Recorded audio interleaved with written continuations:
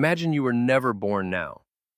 Imagine that the same you, the same mind, the same eyes, the same restless brain humming behind them, opened those eyes for the very first time 20,000 years ago. No hospital, no birthday, because nobody on earth is counting years. Just a cold shelter, a fire, and a ring of faces leaning in to see who you are. This is not a fantasy. Your body, almost exactly as it sits here right now, already existed back then. The people of 20,000 years ago were not hunched, grunting brutes. They were what scientists call anatomically modern humans, which simply means their skeletons, their hands, and their brains were the same as yours. If you cleaned one of them up, dressed them in your clothes, and sat them next to you on a bus, you would not look twice. So, what would your life have actually been like? Let's walk into it. You are born into the coldest chapter of the human story. Scientists call it the last glacial maximum, the moment around 20,000 years ago, when the great ice sheets pushed as far as they ever would. So much of the planet's water was frozen into glaciers that the oceans dropped by more than 100 meters, and coastlines you would recognize today simply did not exist. Much of Europe is frozen grassland. Mammoths move across the horizon like slow brown hills. And your family has chosen to live here anyway. Why would anyone choose this? Because your people are not victims of this world. They are experts in it.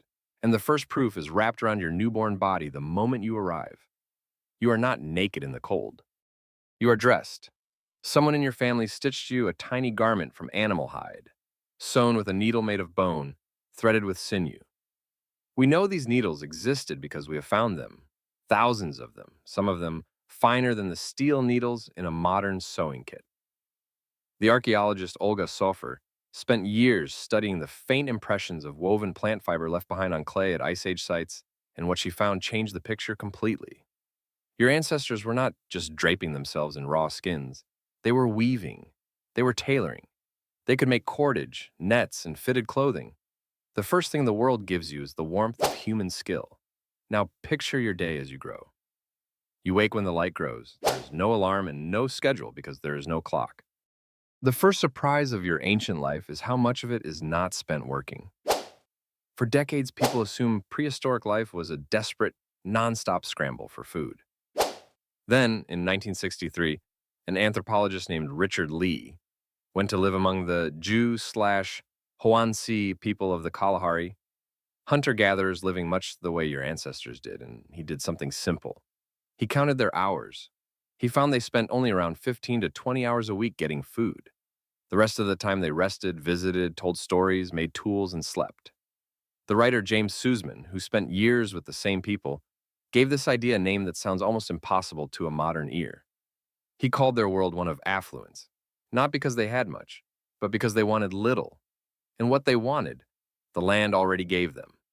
So your ancient day is not a frantic survival sprint. It has long, open hours in it. The question is what you fill them with. You fill them with each other. Your entire world is a band of maybe 25 to 50 people, and almost every one of them is family or as good as family. There are no strangers in your daily life. There is no privacy as you would understand it, but there is also no loneliness. The anthropologist Polly Weissner studied what hunter-gatherers actually talk about, and she found something striking. In the harsh light of day, conversation was practical about land, tools, and disputes, but at night around the fire, the talk transformed. By firelight, more than 80% of long conversations became stories. Stories about people who were far away or long dead. Stories about the spirit world. Stories that stretched the imagination far beyond the circle of the flames. This is your childhood.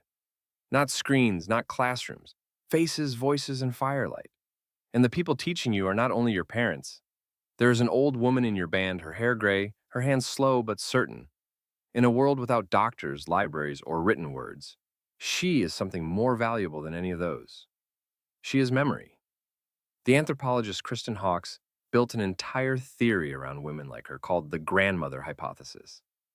The idea is that humans are one of the only species where females live long, healthy lives well past the age of having children, and that those extra decades were not an accident.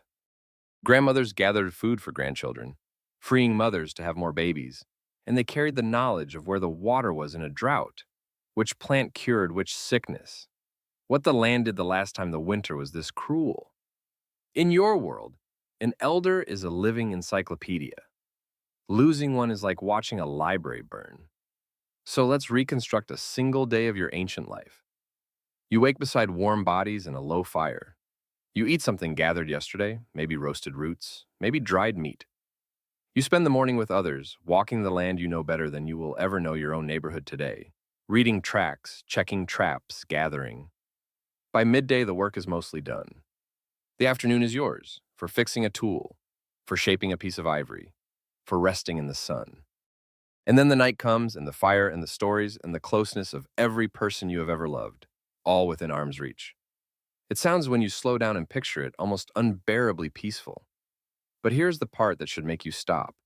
Your ancestors were not only surviving, they were creating things of staggering beauty for no survival reason at all.